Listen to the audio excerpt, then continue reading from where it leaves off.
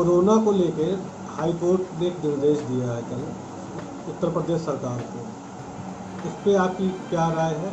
और आगे अगर कोरोना कोर्टों में बंद किया था कोरोना के कारण, तो उस पर आपका क्या कहना होगा? पहली बात तो कोरोना का इम्पैक्ट पिछली बार भी कानपुर के अधिवक्ताओं ने झेला यहाँ पे, और बड़ी परेशानियों का सामना करना पड़ा। अधिवक्ता डेली वेजेस वाला आदमी होता है, उसके पास कोई इनकम का इसके अलावा जरिया नहीं होता। पिछली बार अटेंडेंस जो कोर्ट बंद कर दी गई थी, तभी अधिवक्ताओं को बहुत समस्या आ गई थी। बच्चों की फीस भी उसको जमा करनी थी, कहीं कोई छूट नहीं मिल रही थी, और बिजली का बिल हो, टेलीफोन हो, सारी चीज़ें गवर्नमेंट अपना बिल ले रही थी। हम लोगों के पास कोई इनकम का जरिया नहीं बचा था, काफ़ी परेशानियों का सामना करना पड़ा। अब की बार अगर कुछ ऐसी गाइडलाइन जारी करती है, जैसे कि अभी कुछ गाइडलाइन आ गई कि सीएमएम कोर्ट और डिस्ट्रिक्ट जज कोर्ट वर्चुअल तरीके से सुनी जाएंगी। अभी 2 दिन पहले से एक आदेश आया हुआ हाई कोर्ट का। आगे अगर क्या गाइडलाइन है, इन्होंने कहा है कि रात का कर्फ्यू लगा दें, रात का कर्फ्यू चल जाएगा, लेकिन अभी भी आदमी इतना भय से डरा हुआ है कोरोना को लेकर कि वो पैसा ऐसा नहीं निकालना चाहता अपने पास से, कि जो बचा हुआ है वो अपने पास रखना चाहता है। और अधिवक्ता समाज को डेली बहुत समस्या आ जाएगी, क्योंकि उनके पास कुछ भी नहीं बचा है। गवर्नमेंट कोई सहायता नहीं देती किसी तरीके की वकीलों के लिए कि कहीं कुछ। तो क्या आपकी जो बार काउंसिल ऑफ यूपी है, क्या वो अधिवक्ता हितों के लिए कोई कार्य करती है या कुछ उनको मदद करती है? उन्होंने 5 जो पैसा भेजा वो 500 रुपये के पर हेड के तरफ से आया। उसमें 5 कागज लगाने, हलफनामा लगाना, 50 रुपये का तो खर्चा उसी में आ गया। तो वेरिफिकेशन करते हैं तो उसमें 500 रुपये लेने के लिए अकाउंट में पैसा जाता है। तो आप ये बता पाएंगे कि पिछले कोरोना काल में कितने लोगों को ये पैसा मिला? जो अकाउंट में थोड़ा भी जिनको मिला ये नहीं मालूम, समथिंग 2-3 हज़ार लोगों ने एप्लीकेशन दी। उसमें 3 प्रोसीडिंग्स थी कि आदमी परेशान होकर उसमें आधे ने अप्लाई नहीं किया। मतलब अधिवक्ता अपने हक की लड़ाई नहीं लड़ पा रहा, जो बार काउंसिल उसको पैसा दे भी रही है। पैसा दे रही तो उसके लिए एक एफिडेविट लाइए, फिर आप कोविड-19 कब बीमार हुए कब नहीं हुए उसका सर्टिफिकेट लाइए, सारी चीजें लाइए, तब हम आप आपको तो ये पैसा सिर्फ उन्हीं को मिल रहा था जो कोविड से नहीं, और भी हाँ, जो कोविड से पीड़ित थे जिन्होंने अप्लाई भी किया, तो कोविड से पीड़ित वालों को शायद 20,000 रुपये का था, शायद कन्फर्म नहीं है, लेकिन शायद 20,000 रुपये का था।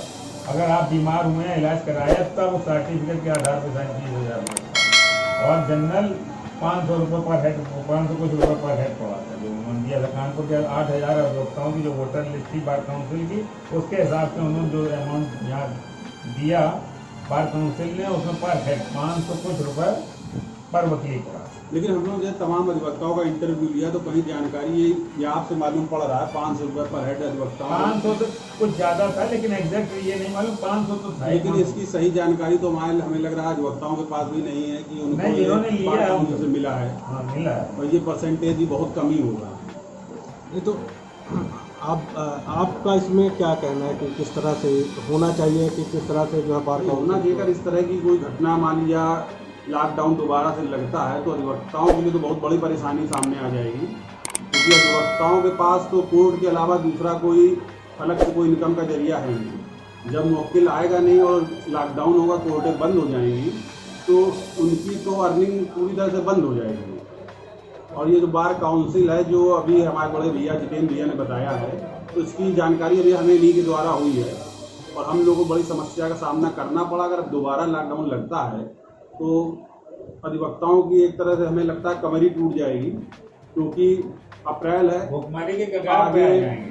बच्चों की फीस, बुक्स, किताबें, कॉपियाँ सब लेनी है, और गवर्नमेंट की तरफ से कोई राहत नहीं दी गई है। स्कूल में फीस, चाहे बिजली का बिल हो, घरेलू जो भी, चाहे सिलेंडर, वो भी आप देख रहे हो बढ़ता ही जा रहा है। सभी महंगाई चरम पर है, और कोरोना के भय से किसी प्रकार की कोई भी आदमी पैसा देना नहीं चाहता है, तो अधिवक्ताओं की परेशानियां बढ़ रही हैं। ये अफवाह है, या हो सकता है लॉकडाउन लग भी जाए, इसके बाद अभी से अधिवक्ताओं में भय का माहौल। देखिए, कोरोना निश्चित रूप से वाकई बड़ा संक्रमण है और सोचनीय विषय है, एक बीमारी है, लेकिन जिस प्रकार से जो भूमिका नज़र आती है हमारे सरकारों की, वो बड़ी प्रश्न चिन्ह लगाती है।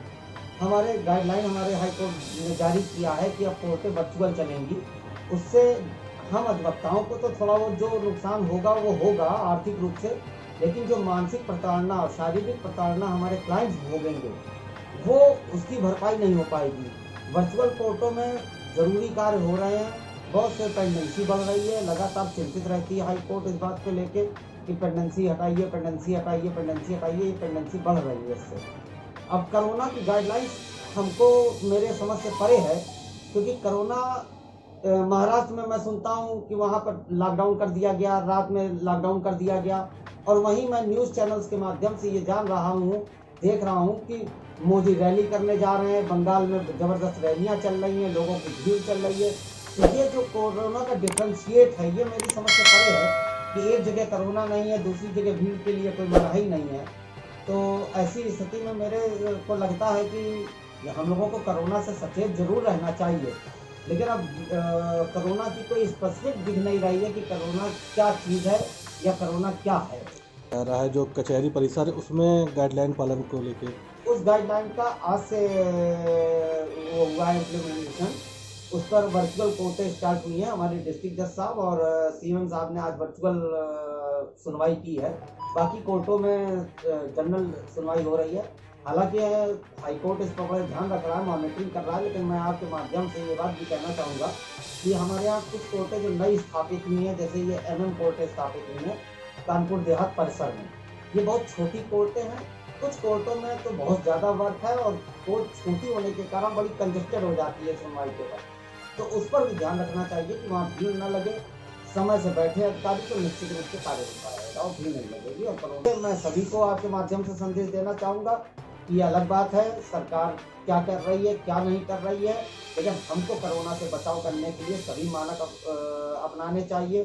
फेस मास्क लगा के रखना चाहिए, समय समय पर जो गाइडलाइंस हैं कि हाथ धोते रहें, सैनिटाइजर का प्रयोग करें, दूरी बनाए रखें, यथासंभव उनका प्रयास करते रहना चाहिए, क्योंकि अपनी सुरक्षा